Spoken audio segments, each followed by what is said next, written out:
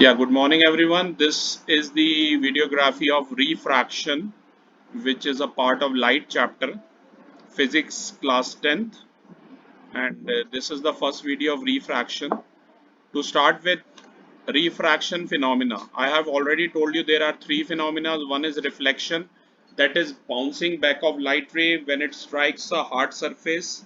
Another is refraction, which is bending back of light ray when it moves from one medium to another medium. तो light का bend back हो जाना जब वो एक medium से दूसरे मीडियम की तरफ ट्रैवल करती है, इस फंडे को क्या कहते हैं?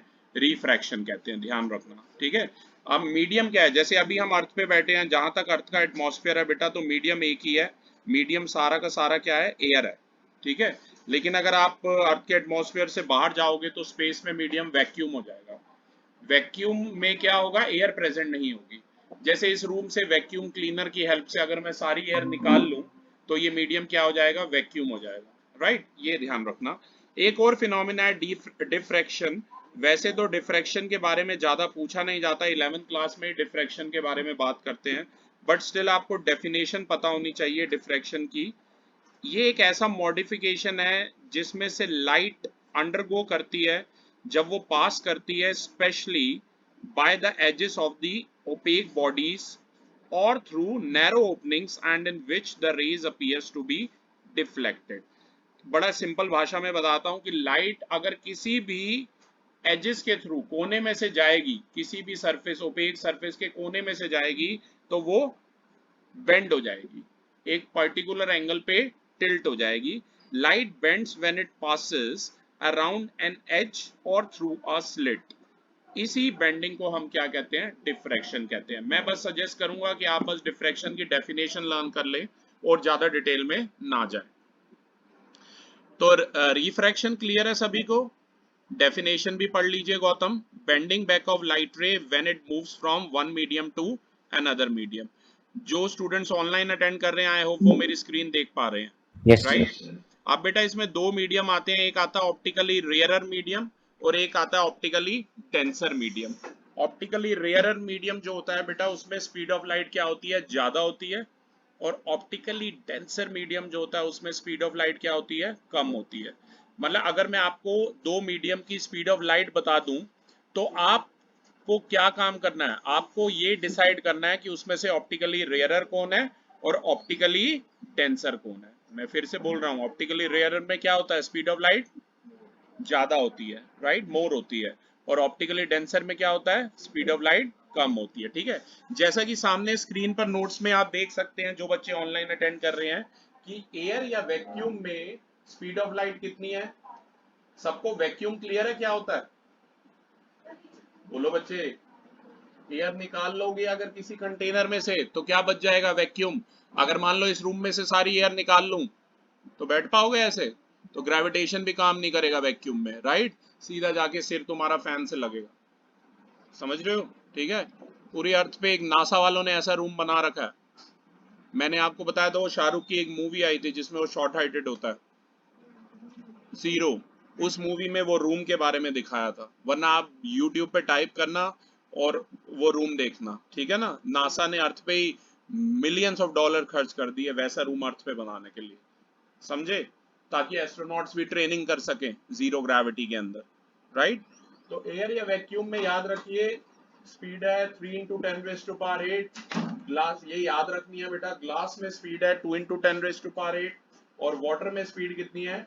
2.25 इंटू 10⁸ मीटर पर सेकेंड। ठीक है, ये ध्यान रखना, ये लर्न करनी पड़ेगी, मैंने भी लर्न कर रखी है, आप भी सामने स्क्रीन पर देख ही रहे आए हो। ओके, अब जरा कंपेयर करते हैं। मुझे बताओ एयर वर्सेस ग्लास। आपने दो मीडियम लिए हैं बच्चे, एयर वर्सेस ग्लास। एयर और ग्लास में से आप मुझे बताइए कौन सा ऑप्टिकली रेयरर है और कौन सा ऑप्टिकली डेंसर है? बताइए। आई होप मेरी स्क्रीन आप देख पा रहे हैं सामने, जो भी स्टूडेंट ऑनलाइन है। सर एयर होगा रेयरर मीडियम एंड ग्लास होगा डेंसर मीडियम। Very good.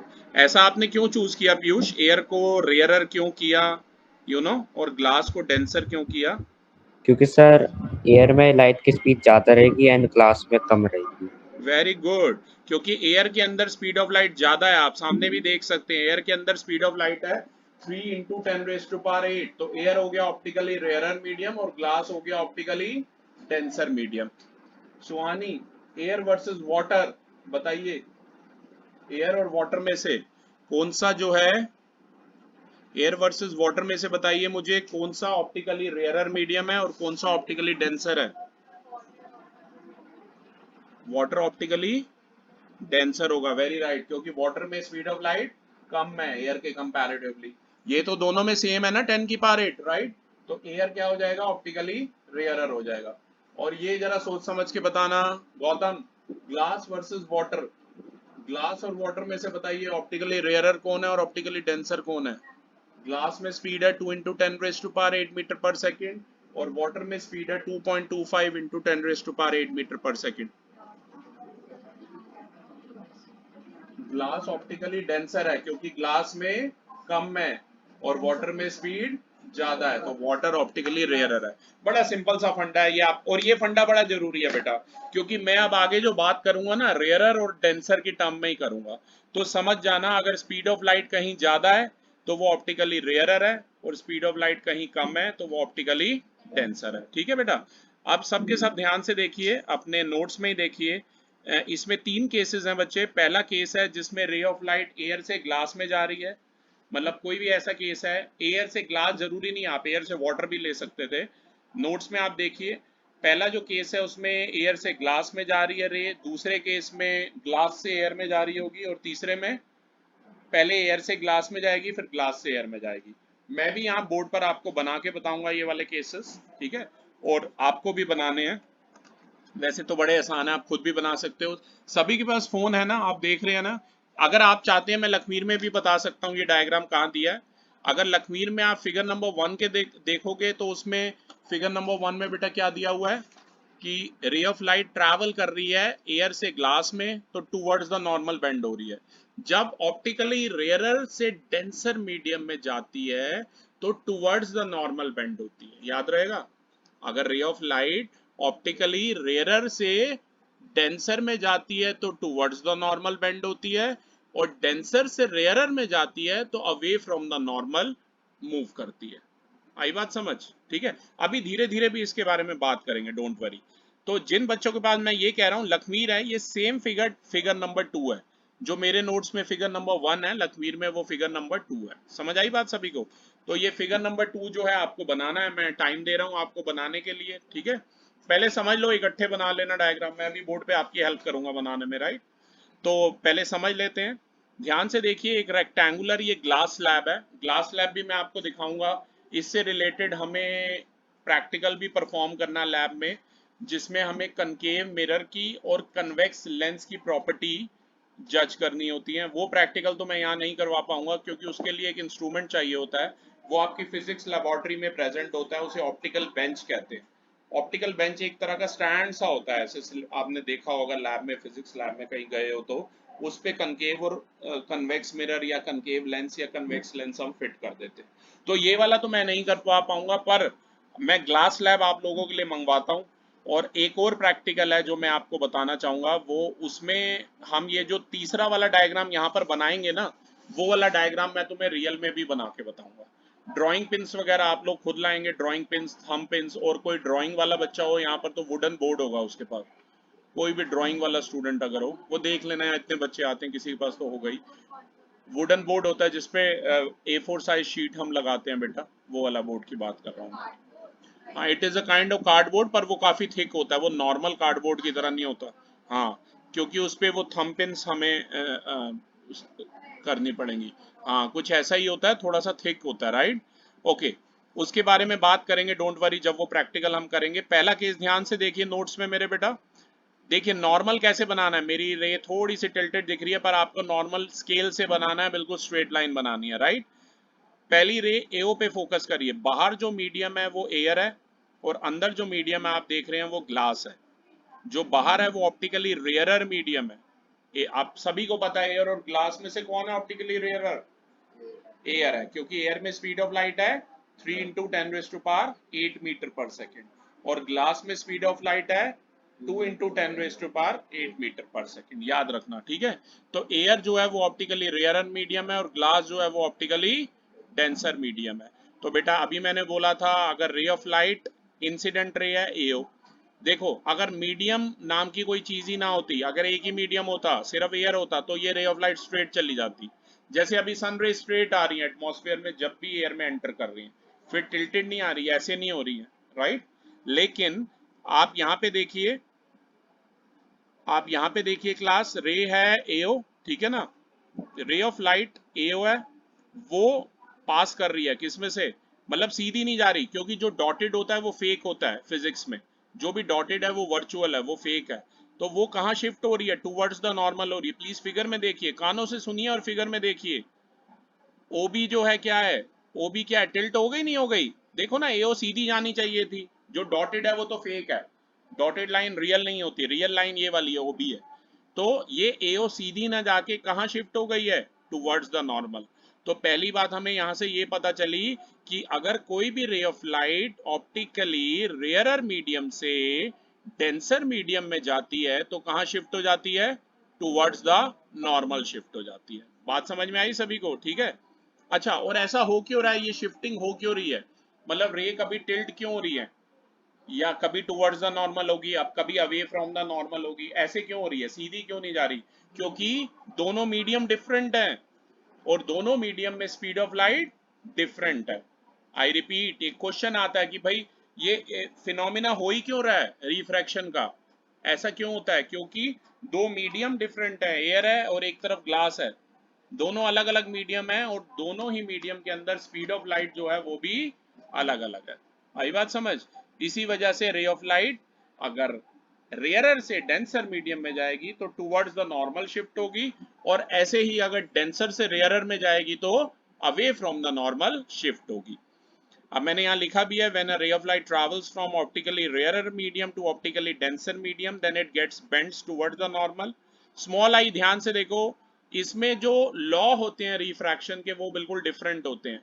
अगर आपको याद हो रिफ्लेक्शन में जो लॉ था उसमें आई और आर बराबर थे, एंगल ऑफ इंसिडेंस और एंगल ऑफ रिफ्लेक्शन बराबर थे, पर यहाँ पर आई और आर बराबर लग रहे हैं आपको, पहले केस में आपको आई ग्रेटर देन आर नहीं लग रहा, ठीक है। और अगर दूसरा केस देखो फिगर नंबर 2 का, उसमें क्या हो रहा है, रे ऑफ लाइट ट्रैवल कर रही है ग्लास से एयर में, देखो नीचे नॉर्मल बना है, नॉर्मल स्ट्रेट लाइन होगी, अभी मैं चेक करने आऊंगा जब आप बनाओगे तो, राइट।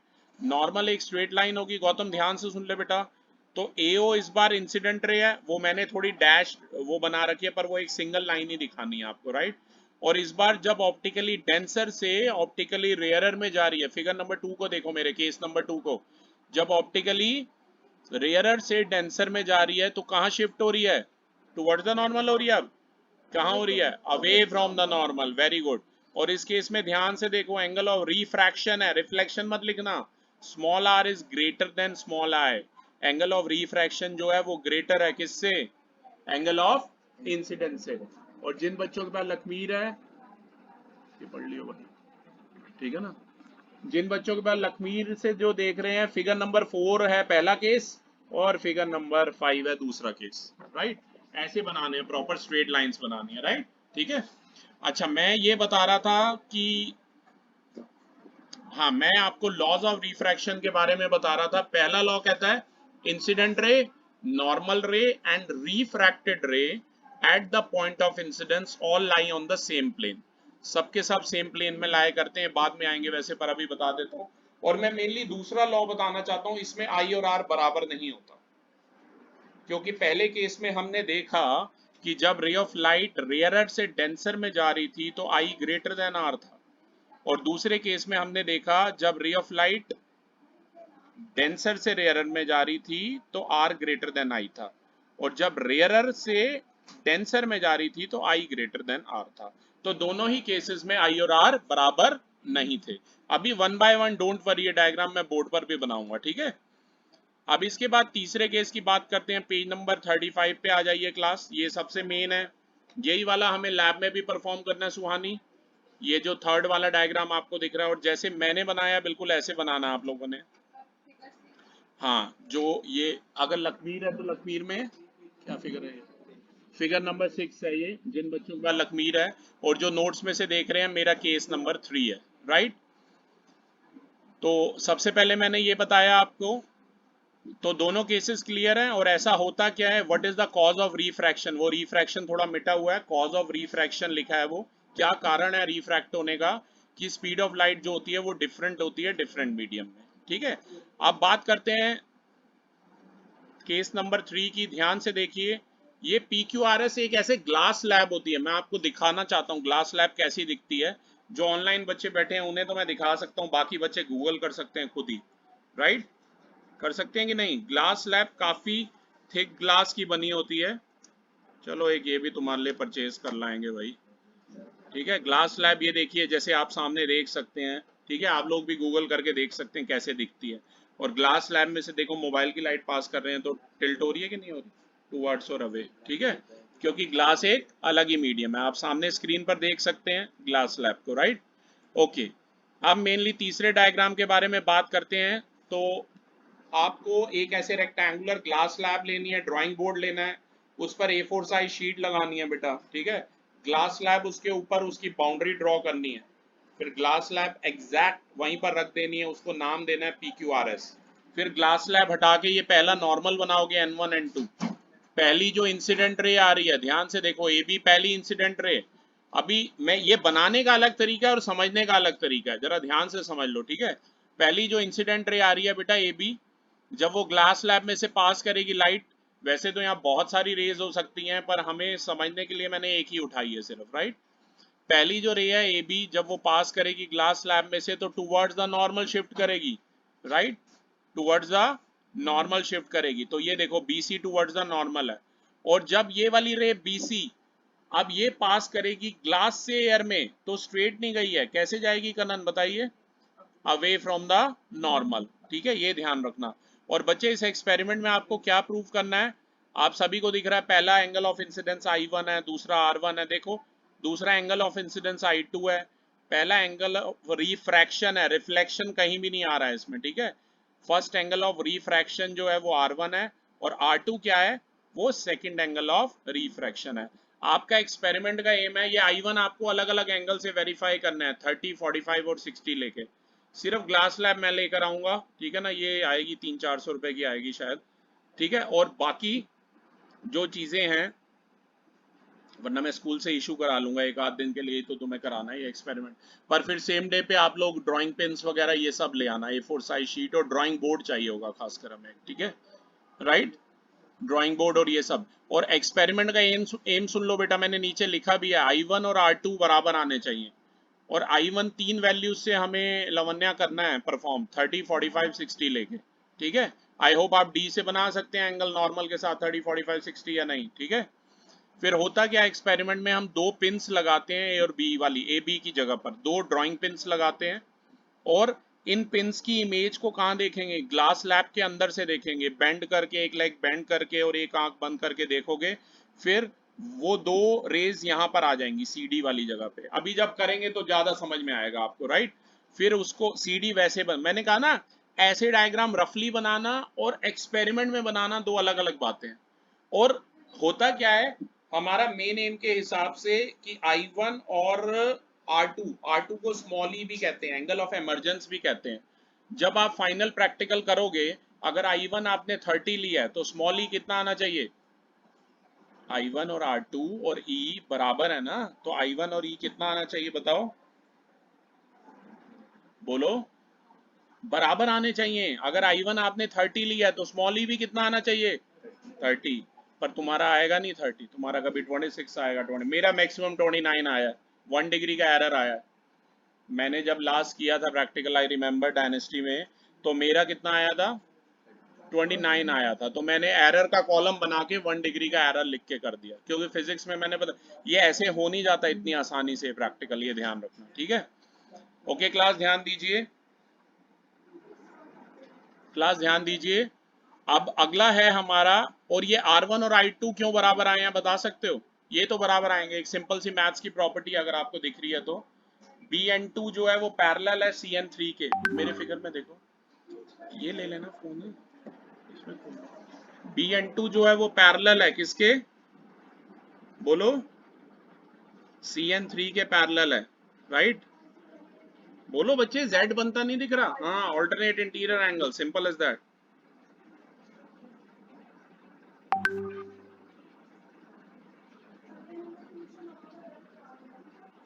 ओके, तो ये क्लियर, ये बात सभी को आई होप क्लियर है, ये ले, ठीक है, ये बात सभी को क्लियर होगी, ये ध्यान रखना, ठीक है। ये एक्सपेरिमेंट करना, मैं फिर से बता रहा हूँ, रफली बनाना तो बड़ा आसान है, आप खुद भी बना लोगे, B से C तक लाइन खींच लोगे, लेकिन जब प्रैक्टिकल करोगे, क्योंकि प्रैक्टिकल में होगा क्या, अगर किसी बच्चे ने I1 लिया 30 और उसका R2 आ रहा है 30 से ज्यादा आ रहा है, बहुत ही 35 आ रहा है या 25 आ रहा है, तो प्रैक्टिकल रॉन्ग हो गया उसका। बात समझ आ रही है?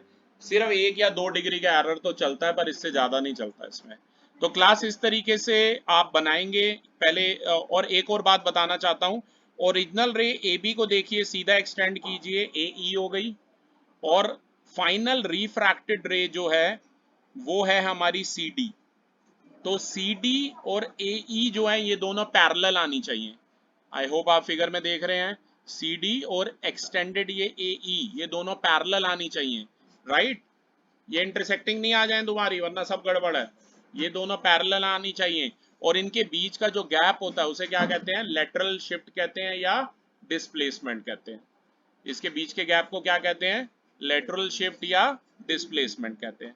आई होप ये सब क्लियर है आपको, ठीक है, ओके। तो और एक बात और ध्यान रखना, एक और सिंपल सा फिनोमिना अगले पेज पे दे रखा है नोट्स में।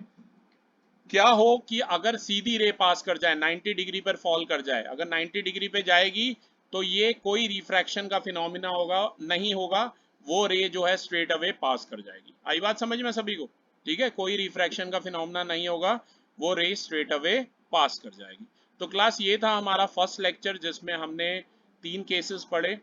पहला केस, जब लाइट रे ऑप्टिकली रेयरर से डेंसर मीडियम में जा रही है, यानी कि एयर से ग्लास या एयर से वाटर, कुछ भी ले लो। दूसरे केस में हमने पढ़ा जिसमें रे ऑफ लाइट जो है डेंसर मीडियम से रेयरर में जा रही है। और तीसरे केस में हमने पढ़ा जिसमें रेयरर से डेंसर जा रही है और सेम उसमें डेंसर से रेयरर जा रही है। और एक केस हमने पढ़ा कि अगर नॉर्मली रे ऑफ लाइट फॉल कर रही है तो कोई रिफ्रैक्शन नहीं होगा, स्ट्रेट अवे पास हो जाएगी। Thank you.